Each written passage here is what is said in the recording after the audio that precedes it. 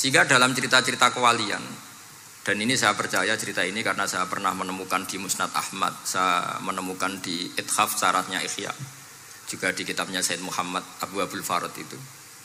Dulu itu ada wali yang tukang bikin Istanbul itu. Pernah dengar tuh Istanbul itu yang Quran kecil itu. Kalau sekarang kan dibikin masif, 5.000-an. Kalau dulu masih asli.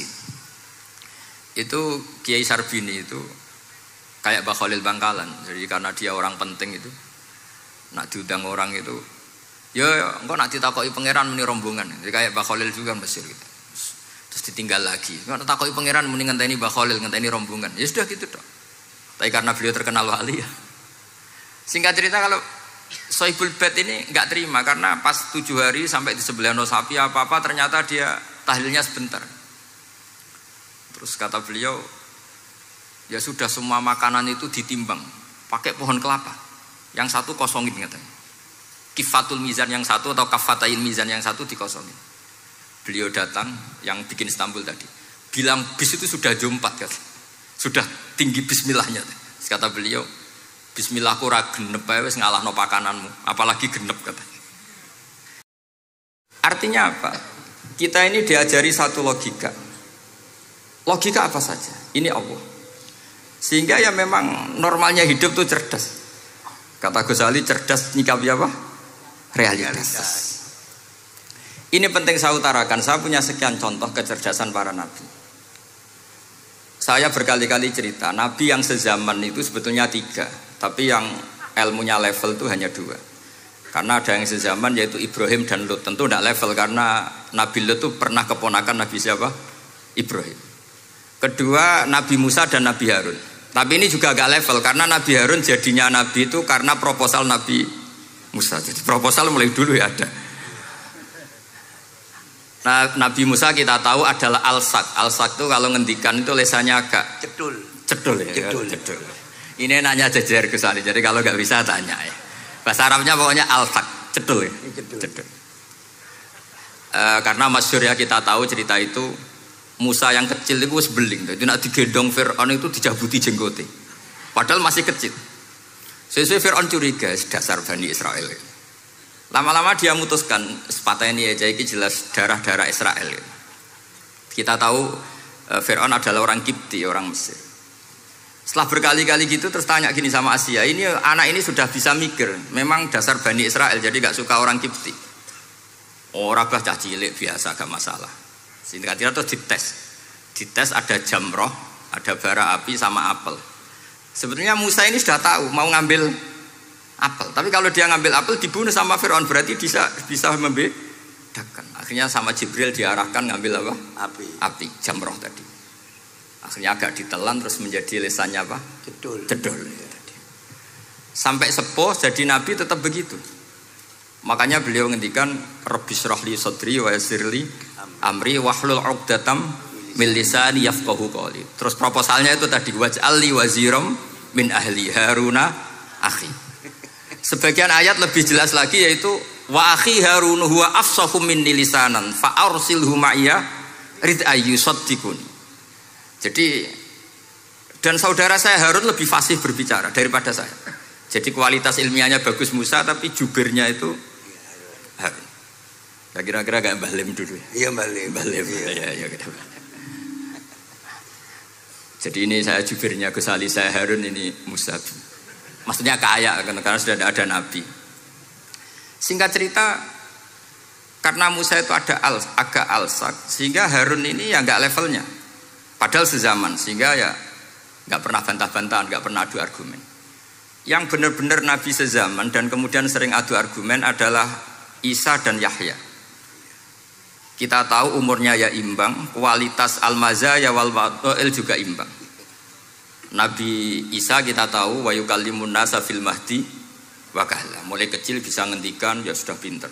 Nabi Yahya kita tahu ya Yahya khudil kitaba biquwah wa atainaul hukma sabiyya. Jadi sama-sama pinter. Wa hananan min ladunna wa zakah wa kana taqiyya. Itu dua beliau ini menjadi satu manhaj besar dalam Islam.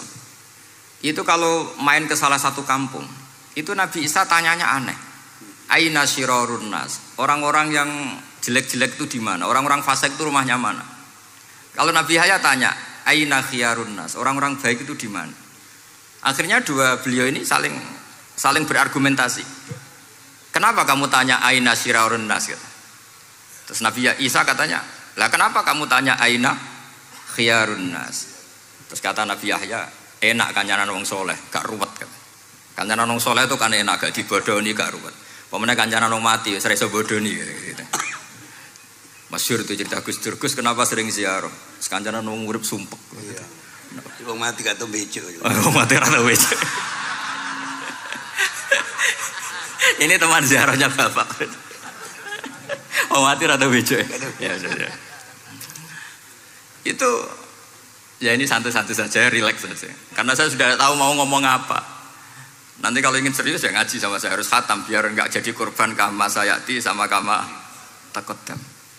Akhirnya Nabi Yahya gantian tanya, kenapa kamu tanya aina syirarun nas? Itu masyhur beliau. Ini dalam kitab Tabaqatul Asfiya karangan Abu Nu'aim Al-Asfihani. Riwayat Sufyan bin Uyainah, gurunya Imam Syafi'i. Jawabnya Nabi Isa unik. Ana an-nabiyyu, saya ini nabi. Biman zilatit tabib. Nabi itu ibarat dokter. Udawil mardo, di mana-mana dokter itu cari orang sakit.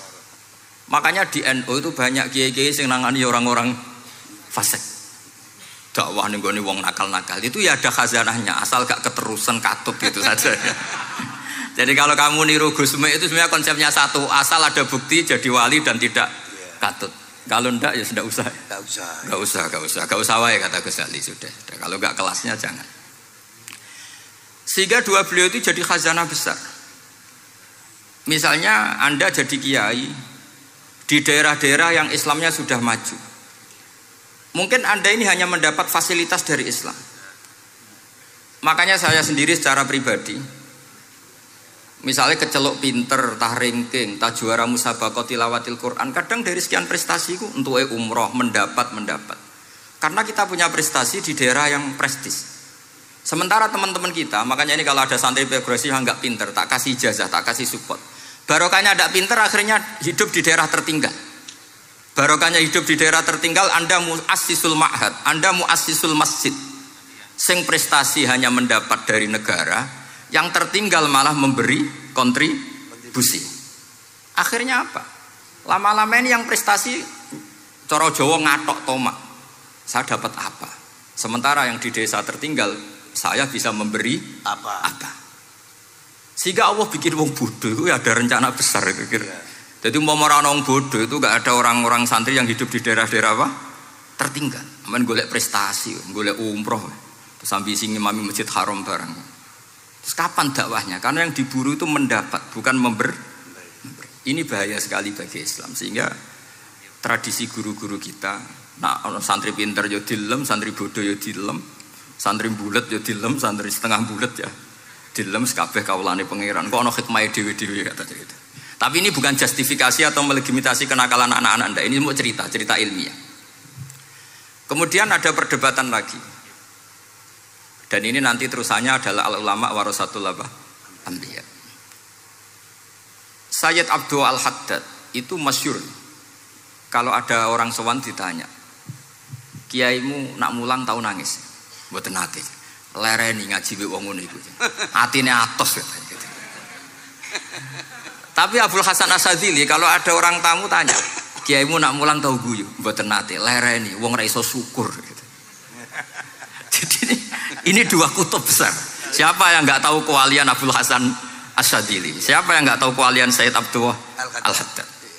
Nah ini kalau Gus Ali sudah dua-duanya, guyu ya sering, nangis ya sering, sudah ini sudah makomen, ini sudah Majma'ul Bahrain kalau dalam ilmu tasawuf. Dan itu mirip perdebatan Nabi Yahya dan Nabi Isa.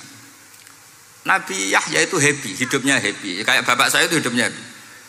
Zaman miskin saja gak pernah susah Gus. Gak pernah susah ya. Bapak saya itu khasnya gak pernah susah. Mau meninggal saja masih guyon sama saya. Mau kapundhut tuh seguyon kalian.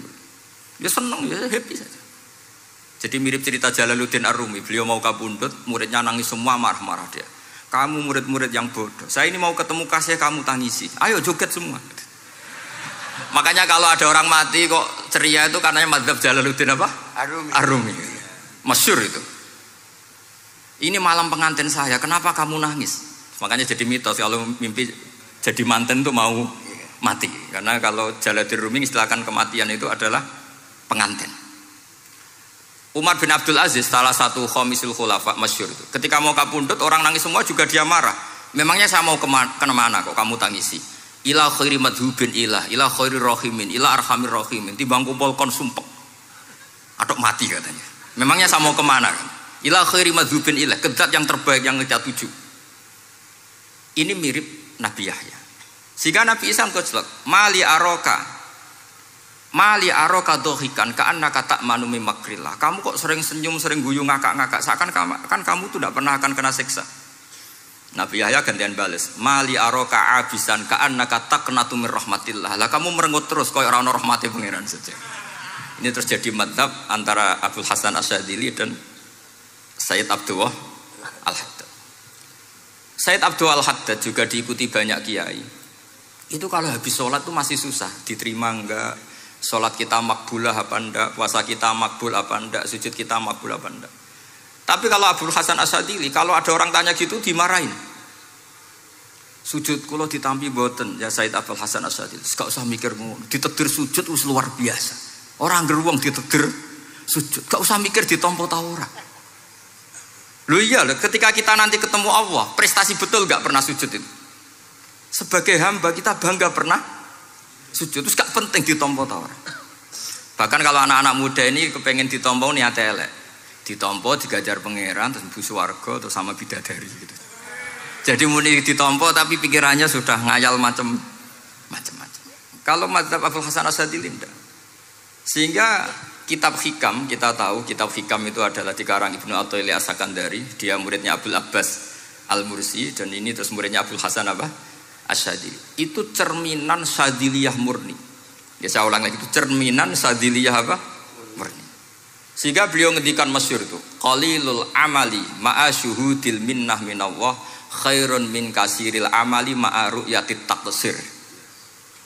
Jadi amal sedikit tapi yakin itu anugerah Allah, lebih baik beramal banyak tapi masih merasa salah karena ra ono syukure. Makanya bapak saya Gus Ali ana wong abangan gelem salat, gak tahu gak disahno sah terus. Ketika ada orang fikih marah-marah tapi rubah gedang, wes rubah gedang lah, pokoknya sah terus. Pokoknya sah terus. Ini sangat-sangat sadili berarti. Ini penting saya utarakan supaya khazanah kita itu tidak pernah habis. Karena al ulama warasatul anbiya. Nabi tidak ada warosati, tapi warasatul anbiya. Sehingga semua watak para nabi sebelum Rasulullah SAW itu semua tercermin pada umatnya Rasulullah SAW. Cerita paling terkenal tentu Asra Badrin. Tawanan-tawanan perang Badarin mau diapakan? Rasulullah istasyara Abu Bakrin. Terus kata Abu Bakar, itu keluargamu ya Rasulullah. Hum asyiratuka, hum aqaribuka. Ya maafkan saja. Terus ditanya Umar, menurut kamu gimana Umar? Itu kan orang-orang yang ngusir engkau ya Rasulullah. Yang dulu ingin membunuh engkau, sekarang ketangkep ya bunuh, kok repot. Apa kata Rasulullah? Masaluka ya Abu Bakrin kamasali Ibrahim isqala faman tabi'ani fa innahu minni wa man asani fa innaka ghafurur rahim. Sing prestasi ya alhamdulillah, sing ora prestasi muga-muga pangeran akeh sepurane. Sudah gitu iya cara Gus Ali ya sis ngono kok repot. Wa masaluka ya Umar kamasalin Nuh isqala rabbil la tadzar alal ardi minal kafirina dayara. Sudah habisi saja ning donya kok kafir. Tapi anehnya apa? Rasulullah akhudha bi madzhabi Abi Bakar. Nabi mengambil pendapatnya siapa? Abu Bakar. Karena Nabi kena khitab anit tabi millata Ibrahim apa? Hanifah. Akhirnya terus keterusan. Akeh kiai NU nek ana umat salah dibarno nganti ra roh nak salah. Makanya kenangan saya sama Mbah Sal Mahfud karena beliau itu sepupu sama Mbah saya di Sahal itu. Kata Mbah Sal gini, "Hak umpama pantes," kata beliau ini, "umpama pantes, pondok-pondok itu tak sertifikat." Kenapa, Mbah? Ya akeh kiai gondrong muridnya kalau gondrong kabeh terus kadang rapati sholat jari diulang kali jogo. Engkok neng kali-kali golek Nabi Khidir gak tau ngaji. Lah ngene ku nak ditakoki afiliasine kok NU gitu. Mau disertifikat, dadi distandarkan. Pokoke anggere gak ana takribe ya ora NU gitu. Karena nanti kalau nggak disertifikat ini terus khayal-khayal macam-macam ini rata-rata kan afiliasinya juga ngeklaim NU. Padahal ya itu tadi. Jadi diulang kali Jogo langsung diulang macam-macam. Ini penting saya utarakan karena standarisasi ini penting. Caranya gimana? Kita harus sebanyak mungkin baca khazanah Islam. Makanya Imam Ghazali, kayak apa pinternya Imam Ghazali? Beliau di akhir kitab Ihya ngendikan wa alaika bimudawamati mutalaati kitab khilyatil auliya wa tabaqatil asfiya. Sehingga kita akan punya khazanah yang luar biasa. Saya punya banyak tentang kearifan ya para ulama-ulama dulu. Di antaranya dulu saya sering diceritain bapak tapi gak paham, tapi setelah saya ngaji lama-lama paham. Beliau pernah didawi Badullah gini, Nur dhisik ana wong salat 2 rakaat, terus syukur akhirnya salat lagi sampai 4 rakaat. Saking syukurnya salat lagi sampai 6 rakaat. Seterusnya sampai 1000 salat. Kita tahu itu Said Ali Zainal Abidin. Jadi dia menambahkan sholat itu karena iskon lillah wa syauqon lillah, mahabbatan lillah. Bukan kayak kita karena ingin sholat 1000 rakaat dibagi sekian menit terus kenanya 2 jam. Jadi kayak kita taraweh lah 20 menit, 20 rakaat dibagi sekian kenanya 7 menit. Pentingnya apa? Meskipun kita tidak akan mengalami seperti itu, tapi kita menjadi tahu ketika Rasulullah SAW menghentikan wa qurratu aini fis shalah. Bahkan Nabi kalau banyak masalah itu Nabi yataradad, mutaraddidan di dalamnya. Setelah mutaraddidan agak panik, Nabi tanya gini sama Aisyah, Aina Bilal, Aina Bilal. Bilal kemana, Bilal kemana? Setelah Bilal notok, tok tok tok tok, ya Rasulullah as-sholat. Arifna ya Bilal, arifna ya Bilal. Saya kasih istirahat ya Bilal, saya kasih istirahat. Karena roh dunya, roh politik, roh kebudayaan, roh dulur bulet kabeh. Sing ra bulet mok sitok hubungan ambek Allah Subhanahu wa ta'ala. Maka disebut as-sholat rohatul mu'min. Apa yang terjadi? Ashabu Rasulillah ketika Sayyidina Umar ditusuk oleh Abu Lulu al-Majusi, tentu pakai kira-kira ya panah yang kayak pancing. Jadi kalau sudah dimasukkan kadu cabut itu sakitnya minta ampun. Apa kata Umar? Nanti cabut ketika saya sholat. Karena sekali sholat dan setelah itu dicabut nggak terasa. Ya, kalau sholat kita ada nyamuk ya sudah.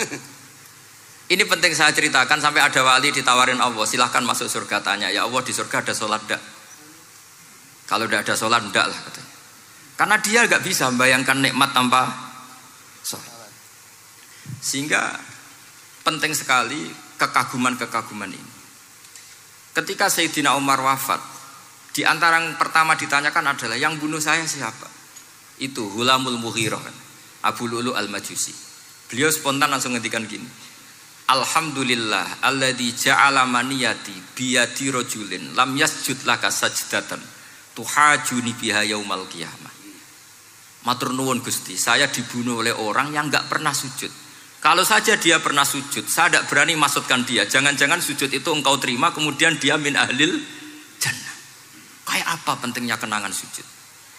Rasulullah juga pernah ngendikan nanti kalau dunia sudah ruwet, as-sajdatul wahidatu khairun minad dunya wa ma fiha. Satu sujud lebih baik ketimbang dunia seisinya. Karena itu kelayakan kita sebagai hamba. Makanya Abu Hasan Asadili ngendikan, sudahlah kafal amilina jazaan an radhiyakalaka ahlan, sudah ditakdir ngamal sudah harus syukur. Kok mikir ditompo ta ora usah, gak penting. Itu madzhab Abu Hasan Asadili. Dan itu ditiru para kiai-kiai kita. Madzhab Said Abdul Haddad juga ditiru kiai-kiai kita. Sehingga sedekah Rasulullah ketika ngendikan al ulama warasatul anbiya. Ini penting saya utarakan karena khazanah kita biar tetap kaya. Makanya masyhur dalam Manaqibul Ghazali kita tahu Imam Ghazali itu orang yang luar biasa, pengarang Ihya. Saya punya banyak karangan beliau, Al-Arba'in Al-Usul. Tapi yang paling saya cintai tentu Ihya, kitab Mustasfa, kitab Qawaid Fikih itu Usulul Fikih. Manaqibul Ghazali adalah Rasulullah pernah jejer Nabi Musa. Terus Rasulullah ngendikan ulama ummati ka anbiya'i Bani Israel. Terus kata Nabi Musa, yang benar saja, masa ulama kok kapasitasnya kayak Nabi, apapun hebatnya itu enggak mungkin lah kapasitasnya kayak Nabi. Terus kata Rasulullah, ya sudah buktikan saja. Terus dipanggillah Imam Ghazali. Ketika dipanggil, ini katanya Ghazali kata. Ditanya sama Nabi Musa, siapa namamu? Ana Muhammad bin Muhammad Al-Ghazali At-Tusi Asy-Syafi'i. Mau jawabnya panjang. Terus kata Nabi Musa, kecangkeman gitu, cara orang Jawa itu kecangkeman, ditakoki jeneng kok jawabnya kakean. Terus kata Imam Ghazali, ya lumayan saya. Jenengan ditanya Allah sing ya alamus sirra wa akhfa saja jawabnya kelebihan gitu. Apa itu kata Nabi Musa? Wa ma tilka bi yaminika ya Musa. Qala ya asaya atawakkau 'alaiha wa ahusyu biha ala ghanami wa liya fiha ma'aribu ukhra. Jadi Nabi Musa ditanya, sing mbok gawa iku apa ta? Ini tongkat saya, tak pakai ini, tak pakai ini, tak pakai ini. Jadi masih banyak kelebihan jenengan timbang saya. Akhirnya fa'aqarra Nabi Musa ini ikrar bahwa benar-benar ulama Rasulillah itu keambiyai Bani apa? Israel. Jadi khazanah-khazanah kecerdasan gini ini penting. Sehingga ketika ada kemacetan fikih, ada kejumudan fikih, tugas kita adalah memecahkan kejumudan itu. Misalnya begini, ini yang sering dilakukan Bapak saya dan Gus Ali. Kancanan wong fasik hukumnya piye? Ya ora oleh, wong kok kancanan wong fasik. Tapi kalau dibalik, bina wong fasik boleh ndak? Boleh. Syaratnya bina kudu ngancani. Jadi dibelokkan gitu aja sudah rubah. Hadza huwal fiqh. Yang dikatakan fikih ya seperti ini. Tapi orang-orang yang enggak ngerti detailnya fikih, apalagi usul fikih. Fikih itu menjadi rumit. Makanya ahli sunnah itu luar biasa. Ada orang mati karena narkoba atau karena apa itu? Oplosan. Itu kiai cokre. Itu kiai alim biasa datang.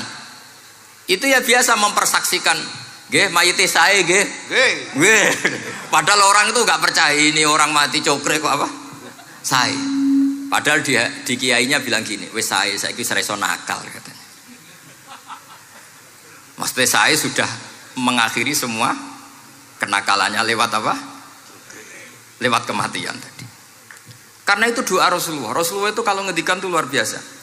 Allahumma ij'alil hayata ziyadatan li fi kulli khairin wal mauta rohatan li min kulli syarrin. Ya Allah, jadikan hidup ini ziyadatan li fi kulli khairin. Jadi anggap saja kalau hidup itu berarti potensi tambah baik. Anggap saja kalau mati itu akhir dari segala keburukan. Berarti orang cukri ini mati itu baik apa buruk? Baik, karena dia sudah tidak bisa buruk lagi. Makanya saya. Nah ini khazanah yang luar biasa. Karena tadi kematian adalah ar-rohah min kulli apa? Syarrin. Nah ini sesi kedua, mungkin ini tinggal seperempat jam atau setengah jam. Saya ini karena biasa ngomong lama. Saya mau menerangkan kalimat tauhid. Ini penting sekali. Kalimat tauhid itu kata Ibnul Qayyim Al-Jauziyah dalam kitab Zadul Ma'ad. Ini kitab kesayangan Sayyid Abdul Al-Haddad. Sampai beliau ngendikan, ya letani minha iddatan nusakhin li uhdiyaha ila tullab. Semoga saya punya naskah banyak yang mau saya hadiahkan ke santri-santri. Saking pentingnya kitab apa Zadul Qayyim.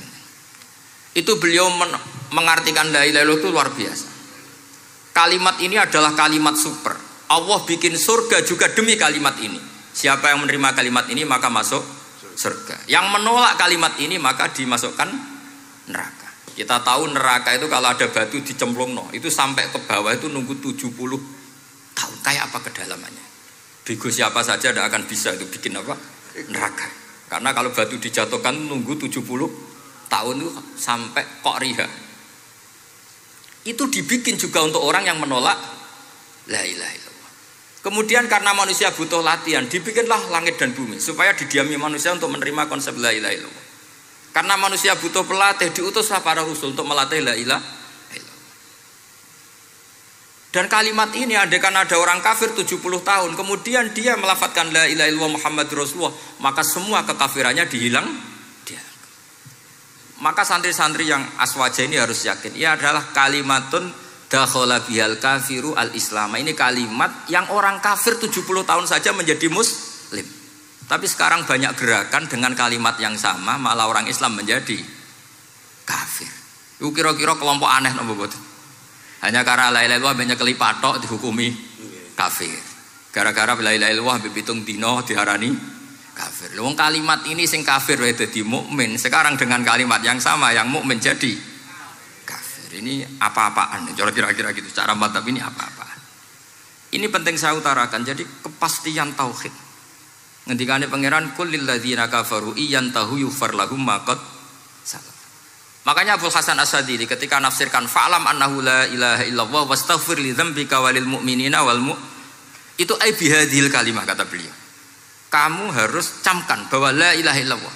Dan setelah itu kamu baru sah istighfar untuk kamu sendiri maupun untuk orang mukmin siapapun, mukmin mukminah. Kita tahu andaikan kita punya keluarga kafirah atau murtadah sah enggak diistighfari? Enggak sah. Tapi sefasik apapun asal dia min ahli tauhid maka sah diistighfari karena fa'lam annahu la ilaha illallah wastaghfir lidzambika walil mu'minin. Jadi sahnya mengistighfarkan orang lain hanya dengan satu syarat yaitu dia min ahli la ilaha illallah Muhammadur Rasulullah.